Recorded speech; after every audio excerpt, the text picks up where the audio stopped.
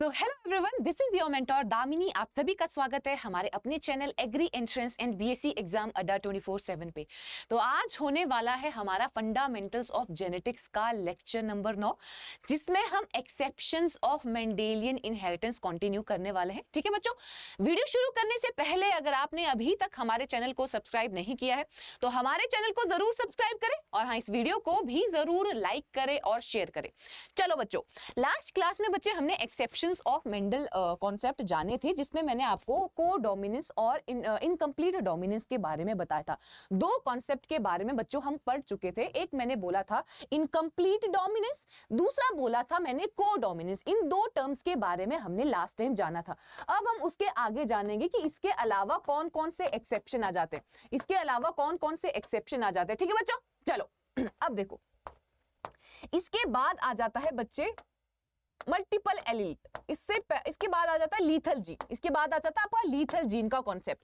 अब देखो lethal gene का कॉन्सेप्ट क्या बोलता है बच्चे। देखो लीथल जीन का कॉन्सेप्ट ये बोलता है कि हमारे मेंडल ने क्या बोला था। मेंडल के लॉ आपको क्लियर होंगे, नहीं क्लियर होंगे तो प्रीवियस क्लासेस लगाओ, क्लियर करो उनको, तभी ये एक्सेप्शन समझ में आएंगे। एक्सेप्शन तभी समझ में आएंगे अगर मेंडल के लॉ आते होंगे। एक्सेप्शन अब तुम्हें पता कैसे चलेगा कि ये मेंडल के एक्सेप्शन है?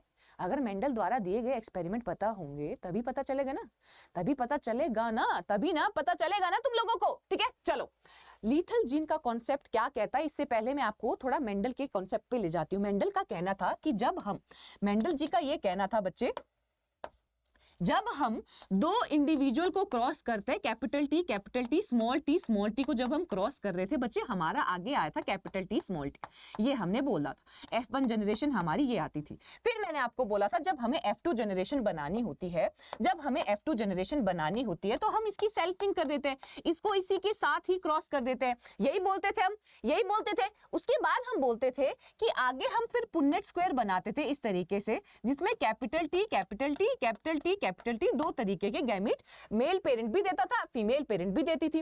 फिर हमारे पास इस तरीके से मेंडल ने मोनोहाइब्रिड के केस में बोला, इस तरीके से आपके जीनोटाइप्स आते हैं। ये हमारे मेंडल जी ने बोला था। फिर मेंडल ने बेटा ये बोला था कि सारे प्लांट जो आपके F2 जनरेशन में आ रहे हैं, सारे के सारे प्लांट जो F2 जनरेशन में आ रहे हैं, वो सारे के सारे सर्वाइव कर जा रहे हैं। कैपिटल टी भी सर्वाइव कर जा रहा है, कैपिटल टी स्मॉल टी भी सर्वाइव कर जा रहा है, कैपिटल टी स्मॉल टी भी सर्वाइव कर पा रहा है, और स्मॉल टी भी सर्वाइव कर जा रहा है। मतलब जितने भी कॉम्बिनेशंस हमें F2 जनरेशन, जितने भी कॉम्बिनेशन हमें F2 जनरेशन का मतलब है सेकंड फीलियल जनरेशन, F2 पीढ़ी में जितने भी हमें कॉम्बिनेशन मिलते हैं वो सारे सर्वाइव करते हैं, वो सारे तरीके के पौधे सर्वाइव करते हैं, हर तरीके का पौधा सर्वाइव करता है। ये हमारे मेंडल ने बोला था। अब लीथल जीन के कॉन्सेप्ट में देखो बच्चे क्या आता है, लीथल जीन के कॉन्सेप्ट में देखो क्या आता है। देखो लीथल जीन के कॉन्सेप्ट में देखो क्या आता है, जो आपका मेंडल ने इस तरीके से बोला था, इस तरीके से आपके पॉसिबल जीनोटाइप्स आएंगे। ठीक है, इस तरीके से आपके पॉसिबल जीनोटाइप आएंगे। लीथल जीन का कॉन्सेप्ट ये बोलता है कि जब ऐसे इंडिविजुअल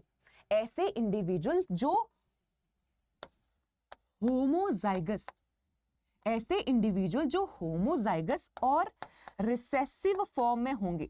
होमोजाइगस और रिसेसिव फॉर्म क्या होगा? ये ऐसे इंडिविजुअल जो होमोजाइगस रिसेसिव फॉर्म में, सुन लो, बार बार नहीं बोलूंगी मैं होमोजाइगस का मतलब क्या होता है, रिसेसिव का मतलब क्या होता है, बार बार नहीं मैं बोलूंगी समजात अवस्था क्या होती है और रिसेसिव मतलब अप्रभावी और अप्रबल्य अलील क्या होती है, ये बार बार नहीं मैं बोलूंगी। इसके लिए मैंने सबसे पहले टर्मिनोलॉजी पढ़ाई हुई है, मेंडल के इनहेरिटेंस के लॉज भी हम कर चुके हैं, सारी चीजें हम कर चुके हैं। बार बार अब ऐसे मत बोल देना कि हिंदी में बोलो। टर्मिनोलॉजीज में क्लियर करवा चुकी हूं, ये तुम्हें अब समझ में आ जाना चाहिए और तुमको भी अब टर्मिनोलॉजी अपने में इस्तेमाल करनी है कि होमोजाइगस, हेटेरोजाइगस, आगे डोमिनेंट अलील, रिसेसिव अलील, तभी जाके तुम लोगों को आएगा। ऐसे नहीं होगा कि अच्छा डोमिनेंट अलील क्या होता था मैम फिर से बताओ, वो चीजें नहीं होंगी। बहुत क्लासेस हो चुकी है, अब 9वीं क्लास है, अभी तक ये सारी चीजें आ जानी चाहिए। दूसरी तीसरी क्लास में ही बच्चों मैंने तुम लोगों दूसरी तीसरी क्लास में ही मैंने आप लोगों को क्या बोला हुआ है दूसरी तीसरी क्लास में ही मैंने आप लोगों को टर्मिनोलॉजीज के बारे में पढ़ाया था कि डोमिनेंट अलील क्या होती है, रिसेसिव अलील क्या होती है, होमोजाइगस कंडीशन क्या होती है, हेटेरोजाइगस कंडीशन क्या होती है। ठीक है, ये सारी कंडीशन मैंने तुम लोगों को बोली हुई है, तो ऐसा नहीं होना चाहिए कि अब फिर से बताओ, ये सारी बकवास नहीं होनी चाहिए। ठीक है बच्चों, चलो अब देखो हमने बोला लीथल जीन कॉन्सेप्ट में क्या होगा, लीथल जीन कॉन्सेप्ट में होगा क्या, देखो लीथल जीन कॉन्सेप्ट में मैंने बोला कि जो भी प्लांट या जो भी ऑर्गेनिज्म आपके इस कॉम्बिनेशन में होंगे, होमोजाइगस रिसेसिव यानी कि समजात अवस्था और अप्रभावी या अप्रवल्य अवस्था में होंगे, अगर जो भी आपका प्लांट समजात अवस्था में होंगे और रिसेसिव फॉर्म में होंगे, अप्रवल्य होंगे, अप्रभावी होंगे, तो वो प्लांट या वो ऑर्गेनिज्म मर जाएंगे, वो प्लांट या वो ऑर्गेनिज्म मर जाएंगे। तो लीथल जीन के केस में हमें सिर्फ 3 तरीके के पौधे मिलते हैं। चौथा तरीके का जो पौधा होगा वो मर जाएगा, चौथे तरीके का जो पौधा होगा वो मर जाएगा। तो लीथल जीन का मतलब है ऐसी जीन जो होमोजाइगस रिसेसिव फॉर्म में होती है, वो डेथ कॉज करती है, वो ऑर्गेनिज्म को मार देती है, तो हमने बोला लीथल जीन क्या होती है, लीथल जीन ऐसी जीन होती है, लीथल जीन ऐसी जीन होती है जो जब आगे पास होती है F2 जनरेशन में, अगर ऐसे ऑर्गेनिज्म है जिनमें होमोजाइगस रिसेसिव फॉर्म है, तो वो वाले प्लांट मर जाएंगे लीथल जीन की वजह से, अब लीथल जीन का कॉन्सेप्ट देखो, सबसे पहले क्या दिया गया था, लीथल जीन का जब क्राइटेरिया हमने डिस्क्राइब किया था, तो लीथल जीन आपका इसमें देखी गई थी कि 2 तरीके के हमारे चूहे थे, अगाउटी कलर और आपका येलो कलर। अगाउटी और येलो कलर के चूहे, अगाउटी कलर का चूहा होता है जो नॉर्मल आपको ग्रेइश व्हाइट कलर के चूहे दिखते हैं ना, सॉरी बट मुझे चूहों को देख के बहुत याकी फीलिंग आती है, भगवान sorry, I am so sorry, but ऐसा है। जो आपके ग्रे जैसे नॉर्मल आपका चूहा होता है ना, ग्रे और व्हाइट कलर का, उसको अगाउटी कलर होता है चूहों में। क्या किया गया था कि अगाउटी कलर जो आपका होता है चूहों में, दैट उसकी जीन थी कैपिटल ए, और जो येलो कलर का चूहा है उसकी रिसेसिव जीन थी, ये रिसेसिव है, इसको आप इस फॉर्म में लिख लो, इस फॉर्म में समझ लो, रिसेसिव अलील थी ये। तो जब इन दोनों तरीकों के चूहों में क्रॉस किया गया, ये पाया गया कि इसका F1 में भी अगाउटी कलर के चूहे आएंगे, इसके F1 में भी अगाउटी कलर के चूहे आएंगे, ये डोमिनेंट है, ये रिसेसिव है, तो डोमिनेंट हमेशा खुद को एक्सप्रेस करता है F1 जनरेशन में। यही मेंडल ने लॉ ऑफ डोमिनेंस में बोला था, यही चीज मेंडल ने अपने कॉन्सेप्ट में बताई थी, जो कि लॉ ऑफ डोमिनेंस था। फिर हम बोल रहे हैं कि जब हम इसी अगाउटी कलर के आपके चूहों को इसी के साथ क्रॉस कर देते हैं F2 जनरेशन प्रोड्यूस करने के लिए, तो आपके 2 तरीके के गैमेट फीमेल भी प्रोड्यूस करेगी, 2 तरीके के गैमेट मेल भी प्रोड्यूस करेगा। अगर हम इसका पुन्नेट स्क्वायर बनाते हैं, तो कैपिटल ए आ रहा है, कैपिटल ए स्मॉल ए आ रहा है, कैपिटल ए स्मॉल ए आ रहा है, और स्मॉल ए आ रहा है। तो जो भी चूहे जिनका जीनोटाइप कैपिटल ए आ रहा था, वो मर जा रहे थे। ऐसे चूहे जिनका जीनोटाइप कैपिटल ए आ रहा था, वो चूहे सरवाइव नहीं कर पा रहे थे, वो चूहे बच्चे सरवाइव नहीं कर पा रहे थे। क्यों? लीथल जीन की वजह से। लीथल जीन ऐसी जीन होती है जो ऑर्गेनिज्म की डेथ कॉज करती है, लीथल जीन ऐसी जीन होती है जो ऑर्गेनिज्म को मार देती है। ठीक है, ये हो गया आपका लीथल जीन का कॉन्सेप्ट, जो मेंडल के लॉ को फेल कर रहा है। मेंडल ने बोला था हमारे पास फिनोटिपिक रेशियो 3:1 आता है, हमारे पास मोनो हाइब्रिड क्रॉस का फिनोटिपिक रेशियो 3:1 आता है, बट यहाँ पे लीथल जीन के कॉन्सेप्ट में देखा गया भाई 3 पौधे ही सर्वाइव कर रहे हैं, चौथा तो मर जा रहा है। ठीक है, ये आपका लीथल जीन का कॉन्सेप्ट था बच्चों। ओके, आई होप आपको ये पॉइंट समझ में आ गया होगा, लीथल जीन वाला। ठीक है, अब आगे वाली टर्म आ जाती है मल्टीपल एलेलिज्म। अगली टर्म आ जाती है बच्चे मल्टीपल एलेलिज्म। रुक जाओ, हिंदी में मैंने नहीं पढ़ा, हिंदी वाले बच्चे मुझे कोसने लग जाते हैं, फिर मेरी तबीयत भी आजकल खराब रहती है, शायद उन्हीं के कर्मों का फल मुझे मिल रहा है। ठीक है, ऐसी जीन जो समजात अवस्था में उपस्थित होने पर, समजात और यहाँ पे याद रखना है अप्रभावी यानी कि रिसेसिव या अप्रवल्य और अप्रभावी कंडीशन में उपस्थित होने पर उनके वाहक की मृत्यु का कारण कर लेती है। मतलब वाहक मतलब जिन भी प्लांट्स में या जिन भी ऑर्गेनिज्म में ये वाली कंडीशन होगी, वो जो इंडिविजुअल होंगे वो आपके मृत्यु का कारण बनेंगे। उन इंडिविजुअल में ऐसी जीन मृत्यु का कारण बनेगी, उसे घातक जीन यानी कि लीथल जीन बोला जाता है, उसे घातक जीन यानी कि लीथल जीन कहा जाता है बच्चों। ओके, समझ में आ गया होगा, क्यों नहीं आएगा? मैंने इतनी अच्छे से तो बताया, मैंने इतने अच्छे से और मैंने इतने बार बताया, तो समझ में आ जाना चाहिए तुम लोगों को। चलो, मल्टीपल एलील, मल्टीपल एलील, बहुत सारी एलील्स क्या होती हैं। मल्टीपल एलीलिज्म का कॉन्सेप्ट क्या बोलता है, चलो देखते हैं क्या बोलता है मल्टीपल एलीलिज्म का कॉन्सेप्ट। मेंडल की बातों पे आ जाते हैं फिर से, मेंडल भाई साहब की बातों को रिकॉल किया जाए। मेंडल जी ने कहा था, मेंडल ने कहा था एक जीन की, अरे कितना मोटा पेन कर दिया ये,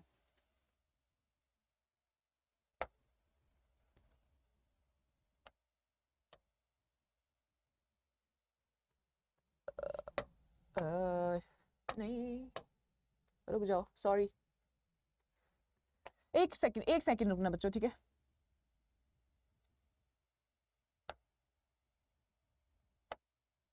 हाँ ठीक है,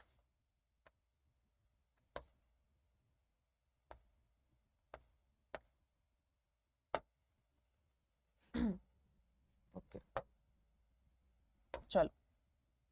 अब देखो मेंडल ने क्या बोला था बच्चे मेंडल ने बोला था, मेंडल ने क्या बोला था, रुक जाओ, मेंडल ने बोला था एक जीन की दो एलील होती है। मेंडल ने बोला था एक जीन की दो एलील होती हैं। अगर हमारे पास कोई अगर हमारे पास कोई जीन है टॉलनेस की जीन, अगर हमारे पास कोई जीन टॉलनेस की है तो उसको हम कैपिटल टी की फॉर्म में लिखते थे। मतलब एक जीन है टॉलनेस की, वो कैपिटल टी की फॉर्म में लिखते थे। मतलब एक एलील हो गई ये, दूसरी एलील हो गई ये हमारे मेंडल ने बोला था, ये अपने मेंडल ने बोला था, ये अपने मेंडल ने बोला था। अब देखो, अब मल्टीपल एलीलिज्म का कॉन्सेप्ट क्या बोलता है बच्चे, मल्टीपल एलीलिज्म का कॉन्सेप्ट देखो क्या बोलता है। मल्टीपल एलीलिज्म का मतलब होता है बच्चे multiple allele, multiple allele as the name suggest. Multiple मतलब मेनी, मल्टीपल का मतलब बहुत सारे, मल्टीपल का मतलब बहुत सारे। अलील तो हमें पता ही अलील ही होती है, अलील का तो पता है हमें, अलील ही होती है। जब एक जीन की बहुत सारी अलील होती है, बहुत सारी अलील्स होती है, उसको बोला जाता है मल्टीपल एलीलिज्म। मेंडल ने बोला था, मेंडल ने क्या बोला था, मेंडल ने बोला था भाई एक जीन की दो ही एलील हो सकती है, एक जीन की दो ही एलील हो सकती है। पर अब हम क्या बोल रहे हैं, अब हम बोल रहे हैं कि यार एक जीन की बहुत सारी एलील हो सकती हैं, एक जीन की बहुत सारी एलील्स भी हो सकती हैं। एक एलील भी हो सकती है, दो भी हो सकती है, तीन भी हो सकती है, चार भी हो सकती है। तो उस प्रोसेस को बोला जाता है बच्चे मल्टीपल एलीलिज्म। उस प्रोसेस को क्या बोला जाता है, उस प्रोसेस को बोला जाता है मल्टीपल एलीलिज्म। उस प्रोसेस को हम क्या बोलते हैं बच्चों, उस प्रोसेस को बोलते हैं हम मल्टीपल एलीलिज्म। हम बोल रहे हैं, हाँ जी, हम बोल रहे हैं कि मेंडल ने बोला कि एक जीन की दो एलील होती है, बट मल्टीपल एलीलिज्म में हम क्या बोलते हैं, एक जीन की दो एलील होती है। ये मेंडल ने बोला कि हाँ होती है, पर एक जीन की दो से ज्यादा एलील भी हो सकती है। उस कॉन्सेप्ट को हमने नाम दिया मल्टीपल एलीलिज्म का, उस कॉन्सेप्ट को बच्चे हमने नाम दिया मल्टीपल एलीलिज्म का। आई होप आपको ये पॉइंट समझ में आ गया होगा, आई होप तुम लोगों को ये पॉइंट समझ में आ गया होगा। द एग्जिस्टेंस ऑफ 3 और मोर डिफरेंट फॉर्म, यानी कि एलील्स की बात हो रही है within a population, not just two typically found in an individual. Usually typically क्या हो रहा था, मेंडल बोल रहे थे एक जीन की दो एलील है, बट मल्टीपल एलीलिज्म में हम पढ़ रहे हैं कि एक जीन की दो से ज्यादा एलील हो सकती हैं, एक जीन की दो से ज्यादा एलील हो सकती हैं। उसको हम नाम देंगे मल्टीपल एलीलिज्म, उसको हम नाम देंगे मल्टीपल एलीलिज्म का। अब सुनो, अब सुनो यार, बोर्ड में मजा नहीं आ रहा मुझे कुछ चलो इसको चलो। अब देखो हमारे ब्लड ग्रुप होता है बच्चे, ब्लड ग्रुप पता है ना, सबको पता होगा अपना अपना ब्लड ग्रुप क्या होता है। ब्लड ग्रुप क्या है तुम्हारा, ब्लड ग्रुप, हमारी बॉडी में जो ब्लड ग्रुप होता है बच्चे, हमारी बॉडी में जो ब्लड ग्रुप होता है उसको 3 एलील्स कंट्रोल करती हैं, 3 एलील मिलके कंट्रोल करती हैं, IA, IB और IA, IB और I। जो IA और IB होती है ये आपकी डोमिनेंट होती है, ये आपकी डोमिनेंट एलील होती हैं। और ये जो स्मॉल I है ये आपकी रिसेसिव एलील होती है, ये आपकी रिसेसिव एलील होती है। डोमिनेंट क्या होता है, डोमिनेंट का मतलब होता है प्रबल्य एलील, प्रबल्य या प्रभावी एलील, ठीक है। और रिसेसिव का क्या मतलब होता है, अप्रबल्य, यही है। यही मतलब होता है इसका, यही मतलब होता है बच्चे, ठीक है। तो मैंने बोला कि हमारी बॉडी में जो ब्लड ग्रुप होता है उसके लिए 3 अलील रिस्पॉन्सिबल होती है। तो मेंडल का कॉन्सेप्ट तो यहाँ पे फेल हो गया, मेंडल का कॉन्सेप्ट तो फेल हो गया जिन्होंने बोला था कि हर जीन की 2 अलील होती हैं। तो अपना अगर तुम लोगों को पूछा जाए कि ऐसा कौन सा फैक्टर है, क्या एग्जाम्पल दो भाई, एग्जाम्पल दो कि ऐसा कौन सा कॉन्सेप्ट है, ऐसा कौन सा कॉन्सेप्ट है जहां पे एक जीन की एक से ज्यादा अलील हो सकती है, जहां पे एक जीन की एक से ज्यादा अलील हो सकती है। तो आप लोग कहेंगे ह्यूमन का ब्लड ग्रुप। अब देखो ब्लड ग्रुप के केस में क्या होगा, देखो जिन भी लोगों का ए ब्लड ग्रुप होता है उनमें आपकी अलील होती है कैपिटल IA और I। जिन भी लोगों का ब्लड ग्रुप बी होता है उनमें अलील होती है IBI। जिनमें AB होता है तो उनका होता है I और B।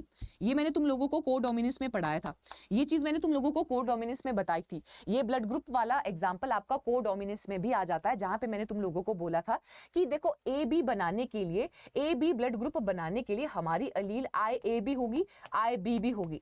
ये वाला बोलेगा कि मुझे अपना वाला ब्लड ग्रुप लाना है, दैट इज योर A। ये वाला बोलेगा कि मुझे अपना ब्लड ग्रुप लाना है, दैट इज योर B। तो ये कोडोमिनेंस भी शो कर रहा था। अगर तुम लोगों से पूछा जाए ऐसा कौन सा एग्जांपल है जो कोडोमिनेंस में भी आ रहा है, जो मल्टीपल एलिलिज्म में भी आ रहा है, तो आप बच्चे बोलेंगे क्या, आप बच्चे बोलेंगे मल्टीपल एलिलिज्म। आप लोग कहोगे मल्टीपल एलिलिज्म, आप बच्चे कहोगे मल्टीपल एलिलिज्म, ठीक है बच्चों। तो ब्लड ग्रुप ऐसा आपका एग्जांपल है जिसमें एक जीन यानी ब्लड ग्रुप की जीन, एक जीन यानी ब्लड ग्रुप की जीन क्या कर रही है, एक जीन यानी ब्लड ग्रुप की जीन 3 अलील को कंट्रोल कर रही है। 3 अलील क्या कर रही है, 3 अलील मिलके एक कैरेक्टर दे रही है, 3 अलील मिलके ब्लड ग्रुप बना रही है हमारी बॉडी का। तो उस प्रोसेस को बोला जाता है मल्टीपल एलिलिज्म, उस प्रोसेस को बोला जाता है मल्टीपल एलिलिज्म। अब देखो एक और पॉइंट समझो, एक और पॉइंट समझो। मल्टीपल एलिलिज्म के लिए बच्चे क्या होगा, मल्टीपल एलिलिज्म के लिए क्या कंडीशन होनी चाहिए। देखो मल्टीपल एलिलिज्म में होता क्या है, एलिलिज्म, मल्टीपल एलिलिज्म में देखो क्या चीज होती है। मल्टीपल एलिलिज्म में क्या होगा बच्चे, हमने क्या बोला, मैंने बोला एक जीन की 2 से ज्यादा अलील होंगी, ये अभी तक हमने पढ़ डाला। फिर मैंने बोला कि जो एक जीन की 2 से ज्यादा अलील है वो एक ही लोकस पे होती है, एक ही लोकेशन पे होती है। इसका मतलब क्या है ये मैं बताऊंगी। और ये आपका एक ही कैरेक्टर को कंट्रोल कर रही है, इसका मतलब क्या है ये भी मैं बताऊंगी। रुक जाओ थोड़ा सब्र रखना, ठीक है, रुक जाओ थोड़ा सब्र रखना। मैंने आप बच्चों को बोला था, मैंने आप बच्चों को बोला था कि मैंने आपको क्या बोला था, मैंने बोला था इस तरीके से आपका क्रोमोसोम होता है। मैंने आपको बोला था इस तरीके से हमारी बॉडी में क्रोमोसोम होता है, इस तरीके से हमारी बॉडी में क्रोमोसोम होते हैं। और क्रोमोसोम के अंदर क्या होते हैं, क्रोमोसोम के अंदर क्या होते हैं, क्रोमोसोम के अंदर डीएनए पाया जाता है। और उन डीएनए में क्या होती है, उन डीएनए के अंदर जीन पाई जाती है, पिंक पिंक कलर की जीन्स हैं, ये पिंक पिंक कलर की जीन्स हैं, ठीक है बच्चों। मैंने बोला मल्टीपल एलिलिज्म में जो आपकी एक जीन की बहुत सारी अलील है, मान लो एक जीन की 3 अलील है, मान लो एक जीन की 3 अलील है, वो 3 अलील एक ही लोकस, लोकस का मतलब होता है लोकेशन, लोकस का मतलब होता है बच्चे लोकेशन, लोकस का मतलब होता है लोकेशन। वो तीनों ही अलील एक ही लोकस पे होती हैं, वो तीनों ही अलील एक ही लोकस पे होती हैं। और दूसरा, और वो तीनों ही अलील जो हैं,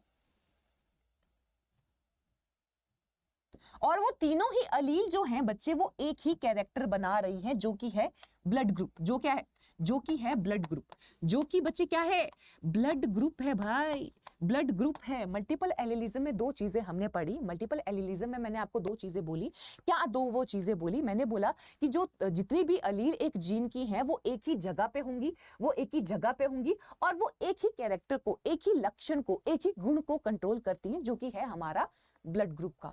अब ये तीनों जो हमने ब्लड ग्रुप के केस में पढ़ी थी, IA, IB और I, ये तीनों की तीनों अलील हमारी ब्लड ग्रुप की हैं, एक ही कैरेक्टर है ब्लड ग्रुप का, ठीक है बच्चों।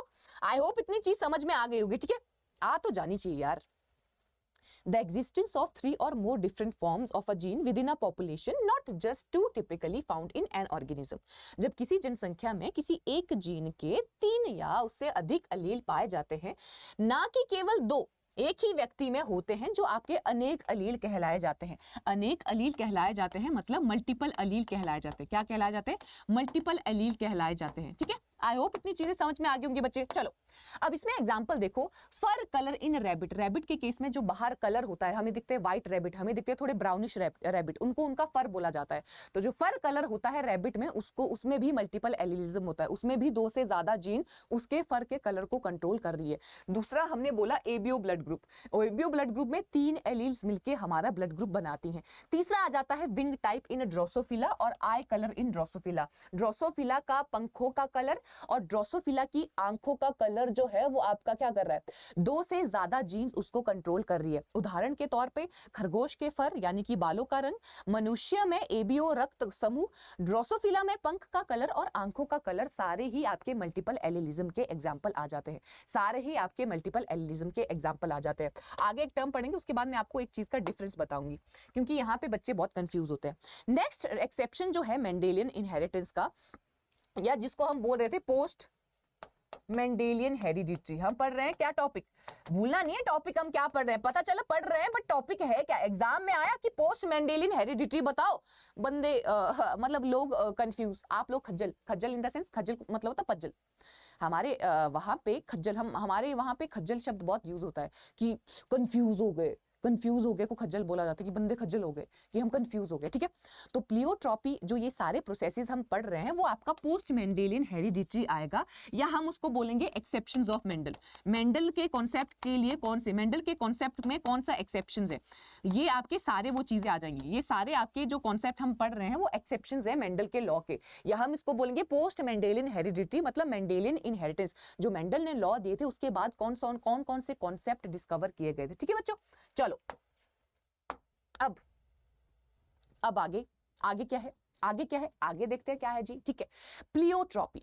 प्लियोट्रॉपी देखते हैं, पहले आते हैं मेंडल पे कि मेंडल ने क्या क्या चीजें दी थी। पहले आते हैं मेंडल पे कि मेंडल ने क्या क्या चीजें दी थी। ठीक है, चलो काला ही ब्लैक बोर्ड अच्छा होता है यार, चलो काला ही ब्लैक बोर्ड, देखो मैंने क्या बोला, काला ही ब्लैक बोर्ड अच्छा होता है, काला और ब्लैक बोर्ड,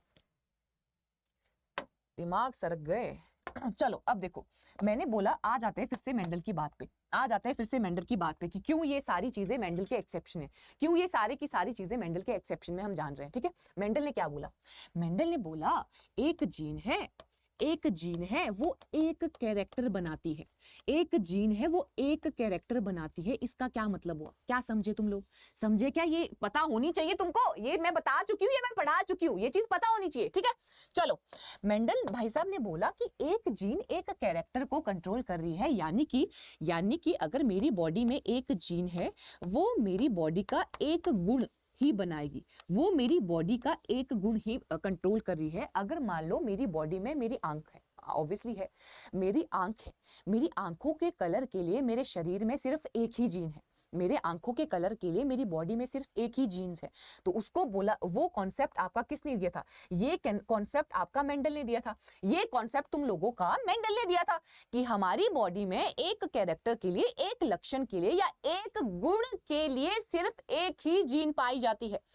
पर प्लियोट्रॉपी ऐसा नहीं कहता है। प्लियोट्रॉपी क्या कहता है, आइए जानते हैं। प्लियोट्रॉपी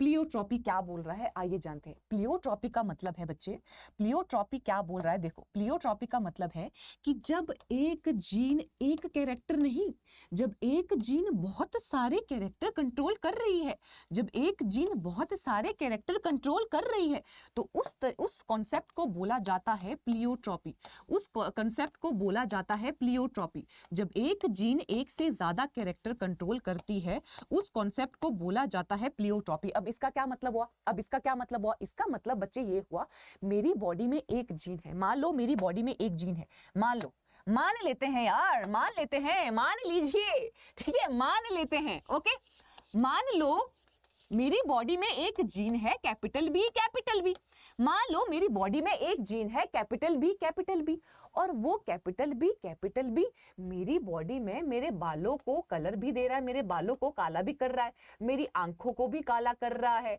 ठीक है, और और मान लो मेरी लंबाई भी कर रहा है, मेरी हाइट भी दे रहा है, तो ये वाली जीन बहुत सारे लक्षण मेरी बॉडी में कंट्रोल कर रहा है, ये वाली जीन मेरी बॉडी में बहुत सारे लक्षणों को कंट्रोल कर रहा है। तो वही प्लियोट्रॉपी में कहा गया है, एक जीन है कोई, वही एक जीन बहुत सारे कैरेक्टर्स बना रहा है, वो एक जीन मेरी बॉडी में बहुत सारे कैरेक्टर को कंट्रोल कर रहा है। एक कैरेक्टर, दो कैरेक्टर, तीन कैरेक्टर, चार कैरेक्टर, बहुत सारे कैरेक्टर को एक ही जीन कंट्रोल कर रहा है।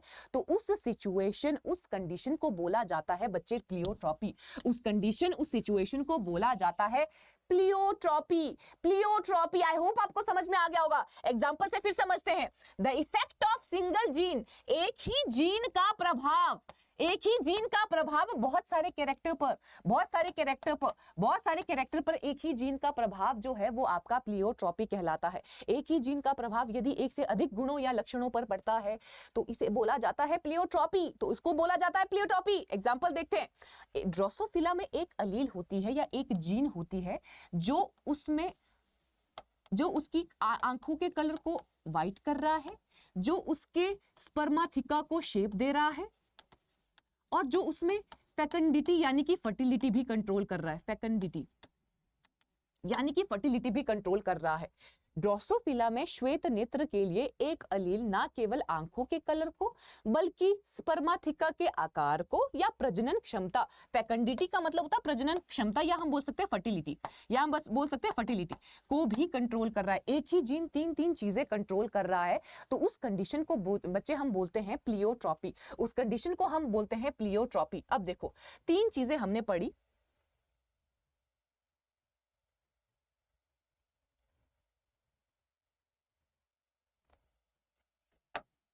एक एडिशनल मैं तुम लोगों को बताऊंगी। अभी हमने पढ़ा मल्टीपल, यहां पे बच्चे कंफ्यूज होते हैं इन सारे टर्म्स पे, तो मैं फिर से बता रही हूं। मल्टीपल एलील,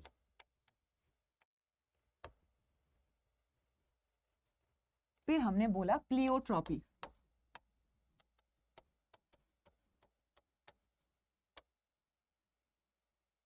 एक और आ जाती है पॉलीजीन्स।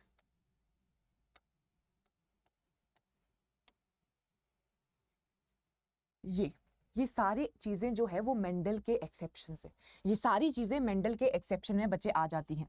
मल्टीपल एलील का मतलब मैंने बोला था कि एक जीन की दो से ज्यादा एलील होंगी। जैसे मैंने बोला ब्लड ग्रुप की कैपिटल IA, IB और I, एक जीन की जब बहुत सारी एलील होती है, वन जीन लिख लेती हूं मैं। यहाँ पे बच्चे कंफ्यूज होते हैं, देखना तुम लोग पक्का कंफ्यूज होगे। अभी तो तुम बोलोगे नहीं, अभी तो आप लोग बोलोगे नहीं, अरे अच्छे से आता है यार, अच्छे से आता है, अभी तुम लोग बोलोगे। जब सारी चीजें आएंगी ना, प्लियोट्रॉपी, बच्चे कंफ्यूज होता है। अच्छा, प्लियोट्रॉपी का मतलब था एक जीन की बहुत सारी एलील। अच्छा, मल्टीपल एलीलिज्म का मतलब था एक जीन बहुत सारे कैरेक्टर को कंट्रोल करती है। उस टाइम पे तुम लोग कंफ्यूज हो जाते हो, उस टाइम पे आप लोग कंफ्यूज हो जाते हो कि उसका मतलब है क्या। ठीक है, ओके चलो।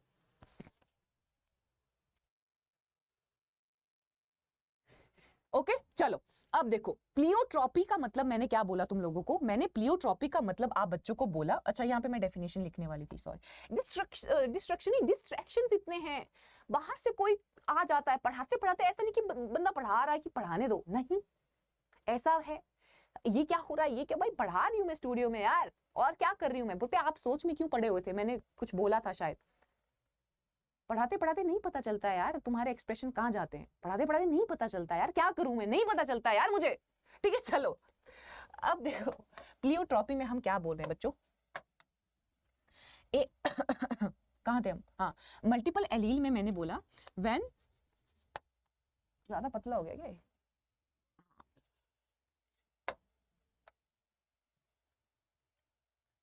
A gene having more than 2 alleles, एक ऐसी जीन जिसमें दो से ज्यादा एलील्स होती हैं, मोर देन, ए भगवान, more than 2 alleles, more than 2 alleles, उसको हमने बोला था मल्टीपल एलीलिज्म। उसको बच्चों हमने बोला था मल्टीपल एलीलिज्म। ये बात क्लियर हो गई थी, ये बात क्लियर हो गई थी। फिर हमारा आया था प्लियोट्रॉपी। प्लियोट्रॉपी में बच्चों मैंने क्या बोला था, प्लियोट्रॉपी में मैंने बोला था कि आपकी एक जीन जो है वो बहुत सारे कैरेक्टर को कंट्रोल कर रही है।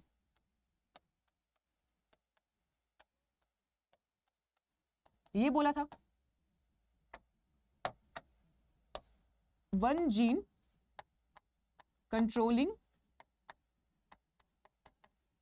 More than one character.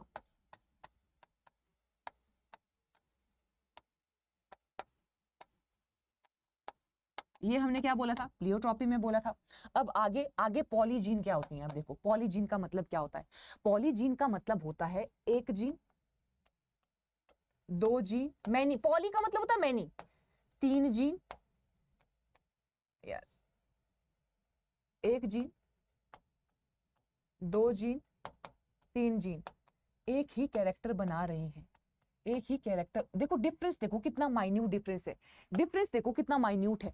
Multiple allelism, एक जीन की बहुत सारी एलील। प्लियोट्रॉपी, एक जीन बहुत सारे कैरेक्टर को कंट्रोल कर रहा है। जब बहुत सारी जीन मिलके एक कैरेक्टर बना रही हैं, जब बहुत सारी जीन मिलके एक कैरेक्टर बना रही हैं, मान लो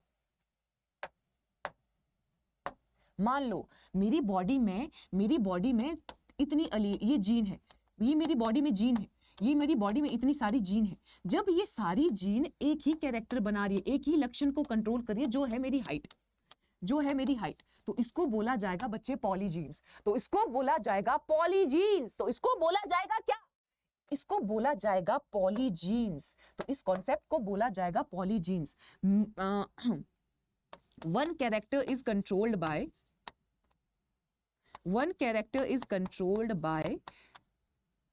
more than one gene. One character is controlled by more than one gene. तो उस कंडीशन को बोला जाता है बच्चे पॉलीजीन। तो उस कंडीशन को बोला जाता है पॉलीजीन। ये सारे के सारी चीजें, ये सारी की सारी चीजें बच्चे, ये सारी की सारी चीजें बहुत इंपॉर्टेंट है। और बच्चे कंफ्यूज होते हैं। अब तुम्हें लगेगा यार इसमें कंफ्यूजन वाला क्या बात है, बट जब सारी टर्म्स एक साथ आती हैं तो बच्चे कंफ्यूज हो जाते हैं। तो बच्चे कंफ्यूज हो जाते हैं, भाई प्लियोट्रॉपी क्या है, भाई पॉलीजीन क्या है, मल्टीपल एलील क्या है, समझ ही नहीं आ रहा है यार, याद ही नहीं आ रहा है। याद कैसे आएगा अगर तुम लोग अच्छे से रिवाइज नहीं करोगे। याद कैसे आएगा अगर तुम लोग अच्छे से रिवाइज नहीं करोगे, ठीक है। तो रिवाइज अच्छे से करना है यार। रिवाइज में इतनी जोर से चीख रही थी, बाहर से कोई आया कि इसको हुआ क्या है। रिवाइज अच्छे से करना है बच्चों, रिवाइज अच्छे से करना है। इतने अच्छे से बता रही हूँ यार, ऐसे पॉइंटर बना के कौन पढ़ाएगा यार, कौन पढ़ाएगा तुमको, कौन पढ़ाएगा, बोलो कौन पढ़ाएगा।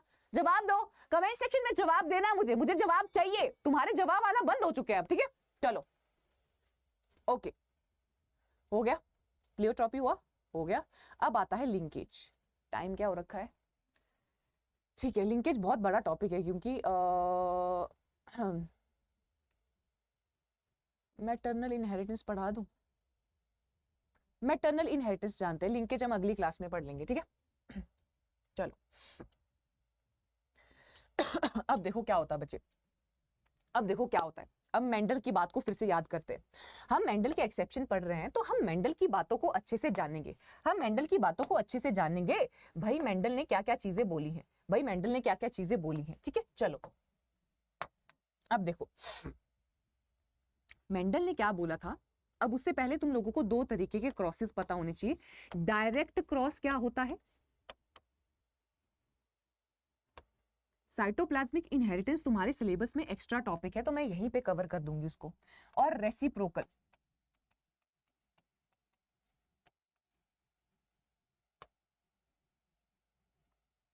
इससे पहले आप लोगों को दो कॉन्सेप्ट के बारे में पता होना चाहिए। एक कॉन्सेप्ट है तुम लोगों का रेसिप्रोकल क्रॉस, और एक कॉन्सेप्ट है आपका डायरेक्ट क्रॉस।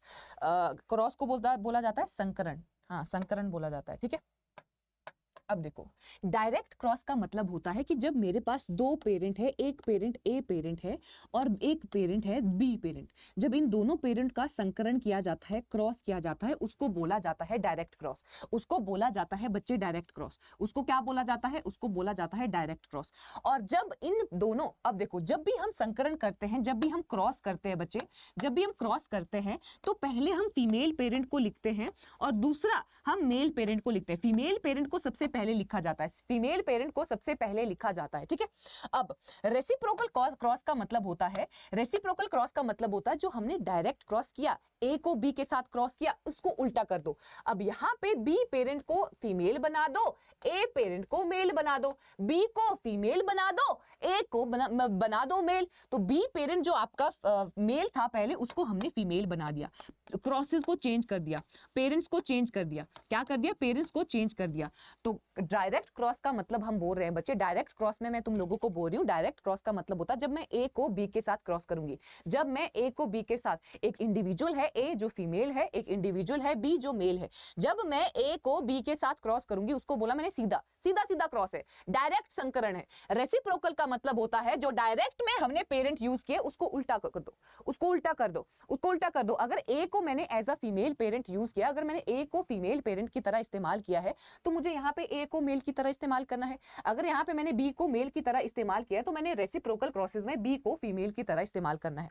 अब देखो मेंडल ने क्या बोला था, मेंडल ने बच्चे मेंडल ने बोला था कि जो डायरेक्ट क्रॉस में आगे बच्चा आता है, डायरेक्ट क्रॉस में आगे बच्चा आता है और जो आपका रेसिप्रोकल क्रॉसेस में आगे बच्चा आता है वो दोनों सेम होते हैं, वो दोनों ही सेम आते हैं। अब तुम भी सोचोगे, अब आप बच्चे भी सोचोगे, अगर ए को बी के साथ क्रॉस किया या बी को ए के साथ क्रॉस किया, क्या ही बात है, क्या ही बड़ी बात है, क्या ही डिफरेंस आएगा। तो ऐसा ही मेंडल ने भी बोला था, ऐसा ही मेंडल ने भी बोला था।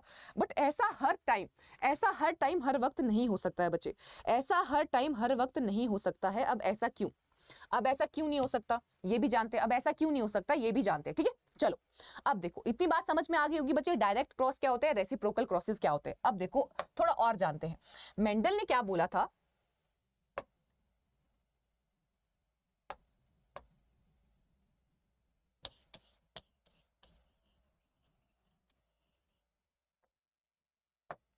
मेंडल ने बोला था मान लो मेरे पास कोई पेरेंट ए है और कोई पेरेंट बी है। अब मैंने सीधा डीएनए बनाया, ठीक है। ए का डीएनए मान लो ये संतरी कलर का है और बी का डीएनए मान लो येलो कलर का है, और ये है आपका डायरेक्ट क्रॉस। यार बड़ा बना दिया बहुत ज्यादा। ये आपका बी पेरेंट, समझना है बच्चे, समझना है, ठीक है। ऐसा मत सोचना कि क्या ही कर रही है मैडम, हौली हौली हौली हौली आएगा, रुक जाओ थोड़ा। ये है आपका रेसिप्रोकल क्रॉस, ठीक है। अब देखो मेंडल ने क्या बोला, येलो, इसको ढंग से बना देती हूँ नहीं तो तुम्हें कंफ्यूजन आएगा। अरे भाई देखो मेंडल ने क्या बोला, मेंडल ने क्या बोला, मेंडल ने बोला इन दोनों का बच्चा सेम होगा, इन दोनों का बच्चा सेम होगा। जो बच्चा ए को बी के साथ क्रॉस करने पे आएगा वही बच्चा बी को ए के साथ क्रॉस करने पे आएगा। क्योंकि क्या, क्योंकि सास भी कभी बहू थी क्या। देखो क्योंकि मेंडल ने बोला कि ये न्यूक्लियस है, न्यूक्लियस के अंदर डीएनए। मैंने तुम लोगों को स्ट्रक्चर बताया ना सेल का, कि न्यूक्लियस के अंदर आपका क्रोमोसोम होता है, बताया ना बच्चों, बताया ना बच्चों, बताया है ना, क्या बताया है, याद रखना ये चीज, ठीक है। मैंने तुम लोगों को सेल का बेसिक स्ट्रक्चर बताया है, ठीक है। तो मैंने बोला तुम लोगों को सेल के अंदर ये सेल है, सेल के अंदर न्यूक्लियस होता है, न्यूक्लियस के अंदर क्रोमोसोम पाए जाते हैं, गुणसूत्र पाए जाते हैं, गुणसूत्रों पे डीएनए होता है। तो मैंने डीएनए बनाया यहाँ पे। तो मेंडल ने बोला कि न्यूक्लियर डीएनए का क्या मतलब हुआ, न्यूक्लियर डीएनए का मतलब हुआ जो न्यूक्लियस के अंदर डीएनए है। न्यूक्लियर डीएनए का मतलब हुआ जो नाभिक के अंदर का डीएनए है, जो नाभिक के अंदर का डीएनए है। मेंडल का ये मानना था कि जो आपका जीन्स, मान लो मेरे एग सेल है, मेरी एग सेल यहाँ पे बनाई गई है, मान लो मेरी एग सेल यहाँ पे बनाई गई है, ये मेरा डीएनए है, ये मेरा हस्बैंड है अननोन, ठीक है, हस्बैंड है, ये मेरे हस्बैंड का डीएनए है, उसके स्पर्म सेल के अंदर ये चीज है, ये डीएनए है। अब क्या होगा, अब आगे जब हमारा बच्चा होगा तो क्या होगा, हम दोनों की जीन्स जाएंगे, तो यहाँ हम दोनों के जीन चले गए। ऑरेंज वाले मेरे गए, कंप्लीट नहीं गए, आधे आधे जाते, यहाँ पे मैं कंप्लीट डीएनए बना रही हूँ समझाने के लिए, ठीक है। ये चले गए, अब ये बच्चे में आगे मेरे और उसके फादर के जीन चले गए। अब मेंडल ने बोला कि जो न्यूक्लियस में डीएनए होता है वही आगे आने वाले बच्चे में जाता है, जो न्यूक्लियस में डीएनए होता है वही आगे आने वाले बच्चे में जाता है।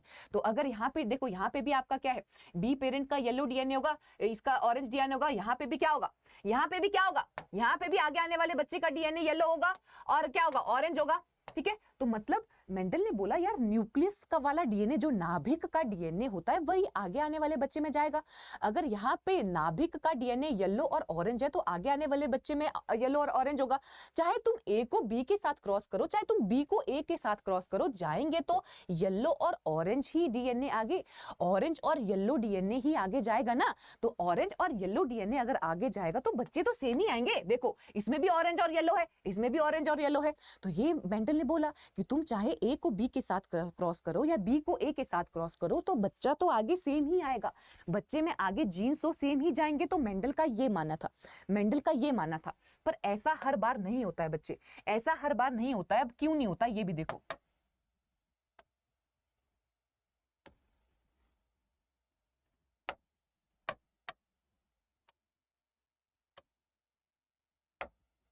ध्यान से समझना है, नहीं समझ में आएगा तो बार बार देखो इसको, ठीक है, आ जाएगा समझ, क्योंकि मैं अपने हिसाब से बहुत बार रिपीट कर देती हूँ।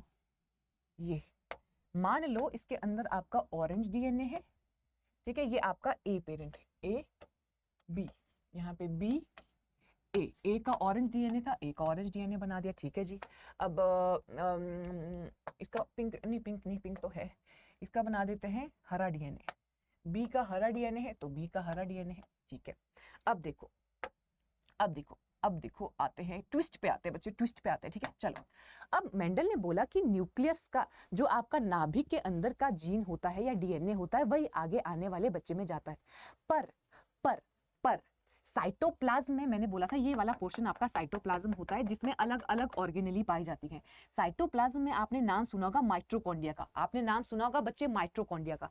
माइटोकॉन्ड्रिया के अंदर अपना डीएनए पाया जाता है बच्चे, माइटोकॉन्ड्रिया के अंदर अपना डीएनए पाया जाता है, माइटोकॉन्ड्रिया के अंदर भी अपना डीएनए पाया जाता है। मान लो माइटोकॉन्ड्रिया के अंदर का डीएनए है लाल, लाल, ठीक है, ए पेरेंट के अंदर यहाँ पे लाल डीएनए है। अब यहाँ पे इसके साइटोप्लाज्म में ले लेते हैं कौन सा, कौन सा कलर ले, व्हाइट डीएनए बनाए, ये बना लिया मैंने, इसके माइटोकॉन्ड्रिया के अंदर है व्हाइट डीएनए, इसके माइटोकॉन्ड्रिया के अंदर भी है व्हाइट डीएनए। अब देखो मैं क्या बोलने की कोशिश कर रही हूँ। मेंडल ने बोला सिर्फ नाभिक के अंदर जो डीएनए होता है वही आगे आने वाले बच्चे में जाता है, तभी तो ऐसे हो रहा है कि अगर तुम ए को बी के साथ क्रॉस करो या बी को ए के साथ क्रॉस करो, आगे बच्चा सेम ही आएगा।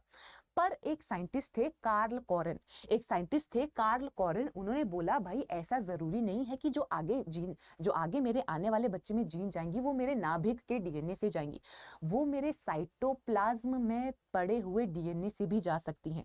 साइटोप्लाज्म, मेरे साइटोप्लाज्म में माइटोकॉन्ड्रिया पड़ी हुई है, माइटोकॉन्ड्रिया के अंदर अपना डीएनए है। जरूरी नहीं है कि नाभिक वाले डीएनए ही आगे वाले बच्चे को जाएगा, आगे वाले बच्चे को साइटोप्लाज्म वाला डीएनए भी जा सकता है, माइटोकॉन्ड्रिया वाला डीएनए भी जा सकता है। तो जब आगे वाली संतान को साइटोप्लाज्म वाला डीएनए जाता है उसको बोला जाता है साइटोप्लाज्मिक इनहेरिटेंस। मतलब जो आगे गुण गया है आगे आने वाले बच्चे में वो साइटोप्लाज्म से गया है, ना कि नाभिक से गया है। वो किससे गया है, वो साइटोप्लाज्म से गया है, ना कि नाभिक से गया है। और ये बात तुमको याद रखनी है कि जो साइटोप्लाज्मिक डीएनए होता है वो सिर्फ फीमेल से आगे जाता है, सिर्फ लड़कियां ही आगे साइटोप्लाज्मिक डीएनए से जीन पास कर सकती हैं, मेल साइटोप्लाज्मिक डीएनए से आगे जीन पास नहीं करता है। सिर्फ फीमेल ही साइटोप्लाज्म वाले डीएनए से आगे आने वाली संतान को डीएनए पास कर सकता है, मेल ट्रांसमिट नहीं कर सकता। अब देखो यहाँ पे बच्चा बनाते हैं, ठीक है, बच्चा बनाते हैं यहाँ पे। चलो ये आपकी सेल आ गई, अब डीएनए देखो, डीएनए देखो, अब यहाँ पे साइटोप्लाज्मिक डीएनए आगे गया, साइटोप्लाज्म में लाल कलर का डीएनए था, लाल कलर का डीएनए गया। अब यहाँ पे ये फीमेल पेरेंट है, पहली पेरेंट हमेशा फीमेल होती है, दूसरा मेल होता है, फीमेल और मेल, ठीक है। फीमेल ने अपने साइटोप्लाज्म से डीएनए दिया, मेल तो अपने न्यूक्लियर डीएनए देगा, मेल तो अपना नाभिक वाला डीएनए देगा, तो एक बच्चा बना ये। अब दूसरे क्रॉस का बच्चा देखते हैं, दूसरे क्रॉस का बच्चा बनाते हैं। अब देखो दूसरे क्रॉस का बच्चा होगा आपका ये, दूसरे क्रॉस का बच्चा होगा ये। अब देखो फीमेल का साइटोप्लाज्मिक डीएनए क्या है, व्हाइट है, फीमेल का साइटोप्लाज्मिक डीएनए व्हाइट है। मेल का डीएनए क्या है, मेल का डीएनए तो नाभिक वाला ही जाएगा, उसका है ऑरेंज, उसका क्या है ऑरेंज। तो आप बोलो दोनों बच्चों में क्या डीएनए अलग अलग है, इसमें लाल और हरा है, इसमें व्हाइट और ऑरेंज है, इसमें व्हाइट और ऑरेंज है, तो दोनों ही बच्चे अलग अलग प्रोड्यूस हो रहे हैं। अगर ये सी प्रोड्यूस हो रहा है तो ये डी प्रोड्यूस हो रहा है। पर मेंडल वाले केस में आपके सेम आ रहे थे, ऑरेंज येलो, ऑरेंज येलो। तो मेंडल ने बोला कि नाभिक डीएनए जो होता है, नाभिक से जो आगे डीएनए जाता है, उस केस में ए क्रॉस बी करो या बी क्रॉस ए करो तो वो सेम ही बच्चा देते हैं। अगर ये सी बच्चा है तो ये भी आपका सी बच्चा होगा। बट कार्ल कॉरन ने बोला यार जरूरी नहीं है कि नाभिक वाला डीएनए ही आगे जा रहा है, साइटोप्लाज्म से भी आगे डीएनए जा सकता है, साइटोप्लाज्म से भी आगे डीएनए जा सकता है। और साइटोप्लाज्मिक डीएनए सिर्फ फीमेल ही आगे ट्रांसमिट करती है। जो माइटोकॉन्ड्रिया में हमारा डीएनए है वो सिर्फ फीमेल ही आगे आने वाले बच्चे को दे सकती है, मेल नहीं दे सकता है, मेल वो काम नहीं कर सकता है। तो यहाँ पे मैंने बोला female male, A cross B, B cross A, A cross B से हमें सी बच्चा मिल रहा था, बट बी क्रॉस ए से हमें डी बच्चा मिल रहा था। तो कार्ल कॉरन का ये बोलना था अगर हम डायरेक्ट क्रॉसेस करते हैं और रेसिप्रोकल क्रॉस करते हैं तो उनका एंड प्रोडक्ट मतलब उनका जो आगे आने वाली संतान है उनसे अलग अलग बच्चे हमें मिलेंगे। अगर ए को बी से मैंने क्रॉस किया तो मुझे सी मिलेगा, अगर मैंने बी को ए के साथ क्रॉस किया तो मुझे डी मिलेगा। तो ये कार्ल कॉरन का कहना था, जिन्होंने इस कॉन्सेप्ट को नाम दिया साइटोप्लाज्मिक इनहेरिटेंस। एक कंप्लीट कॉन्सेप्ट आपका साइटोप्लाज्मिक इनहेरिटेंस का आपके सिलेबस में, तो मैं आपको यही करवा दूंगी, मैं आपको यही करवा दूंगी, ठीक है। इस तरीके से आप एग्जाम में बनाओगे ना, कलर्ड, एग्जामिनर बोलेगा वाह मजा आ गया, मजा आ गया। इस तरीके से ये तुम्हें लग रहा होगा, अभी जिनको समझ में आया होगा उनको लग रहा होगा भाई ये कि सिंपल सा तो था। सिंपल नहीं है भाई, ऐसे अगर तुम बुक में पढ़ते हो तुम्हें नहीं समझ में आता, तुम्हें बस ये समझ में आता कि साइटोप्लाज्म से डीएनए गया है, बस तुम्हें बस ये समझ में आता। ठीक है बच्चों, ओके हो गया क्लियर। तो आगो आओ टेक्स्ट पढ़ते हैं। Text, inheritance of character which are controlled by cytoplasmic particle is known as cytoplasmic inheritance. क्या क्या बोला जाता है देखो, साइटोप्लाज्मिक इनहेरिटेंस, मैटरनल इनहेरिटेंस मेज और सॉर्गम में देखा गया है। सबसे पहले इसको डिस्कवर किया था कार्ल कॉरन ने, किसमें, 4 o'clock प्लांट में। 4 o'clock प्लांट में सबसे पहले इसको कार्ल कॉरन ने डिस्कवर किया था। ऐसे लक्षणों का वंशागति जो साइटोप्लाज्मिक कणों द्वारा नियंत्रित होते हैं उसे साइटोप्लाज्मिक वंशागति या मातृ वंशागति कहा जाता है, और इसको मेज और सॉर्गम या ज्वार में देखा गया था। ठीक है बच्चों, ओके ये हो गया आपका साइटोप्लाज्मिक इनहेरिटेंस। आई होप आपको क्लियर हो गया होगा कि मैटरनल इफेक्ट या मैटरनल इनहेरिटेंस या साइटोप्लाज्मिक इनहेरिटेंस का क्या मतलब होता है। आई होप बच्चों तुम लोगों को समझ में आ गया होगा। बाकी चीजें मैं नेक्स्ट क्लास में करेंगे, बाकी चीजें हम नेक्स्ट क्लास में पढ़ेंगे। आई होप आपको आज का लेक्चर समझ में आया होगा, जिसमें हमने मल्टीपल एलिलिज्म, प्लियोट्रॉपी, पॉलीजीन्स और मैटरनल इनहेरिटेंस यानी कि साइटोप्लाज्मिक इनहेरिटेंस के बारे में जाना। तो आई होप आपको वीडियो पसंद आएगा। वीडियो पसंद आया होगा तो लाइक जरूर करें, शेयर जरूर करें, और अपने जो मैंने बीच में पूछा होगा तुमसे क्लास के बीच में, तो उसका आंसर भी कर देना कमेंट में, ठीक है। चलो, तो जो भी बच्चे हमारे चैनल पे नए हैं, अगर आपने अभी तक मेरे channel agriculture by Damini ma'am को ज्वाइन नहीं किया है तो इसको ज्वाइन कर लेना। ज्वाइन करने का प्रोसीजर, आप इस चैनल को स्कैन कर सकते हैं, या आपके जो वीडियो देख रहे हो उसके नीचे डिस्क्रिप्शन है, देखो डिस्क्रिप्शन है, डिस्क्रिप्शन में एंड में दिया होगा ज्वाइन दामिनी मैम चैनल, उस पर जाओ क्लिक करो, ज्वाइन का ऑप्शन आएगा, ज्वाइन करो, ठीक है। जो भी चीजें हम पढ़ते हैं उससे रिलेटेड पीडीएफ्स में आपको इस चैनल पे प्रोवाइड करती हूँ, और भी आपकी कोई दिक्कतें होंगी तो आप मुझसे वहां पे अपनी दिक्कतें साझा कर सकते हैं, ठीक है बच्चों। चलो, और अब अगर अभी तक आप लोगों ने हमारे चैनल को ज्वाइन नहीं किया है, सब्सक्राइब नहीं किया है, तो उसको जरूर सब्सक्राइब करें, इसका बेल आइकन भी जरूर प्रेस करें। क्यों करें? क्योंकि आगे चल के हम बहुत सारी अपॉर्चुनिटीज आपके लिए लेके आएंगे। वो पता कैसे चलेंगी? सब्सक्राइब नहीं किया होगा, पता कैसे चलेंगी? बेल आइकन ऑन नहीं किया होगा, तो सब्सक्राइब करना है, बेल आइकन को भी प्रेस करना है, ठीक है बच्चों। चलो, तो ये था हमारी आज की क्लास के बारे में, और मिलते हैं अगली क्लास में जिसमें हम बाकी एक्सेप्शंस के बारे में जानेंगे। ओके बच्चों, तो बाय बाय और टेक केयर। अच्छे से पढ़ना है, अच्छे से रिवाइज करना है, और जब भी अगली क्लास लगाओ तो पीछे वाला रिवाइज करके चलना है। Bye bye, take care.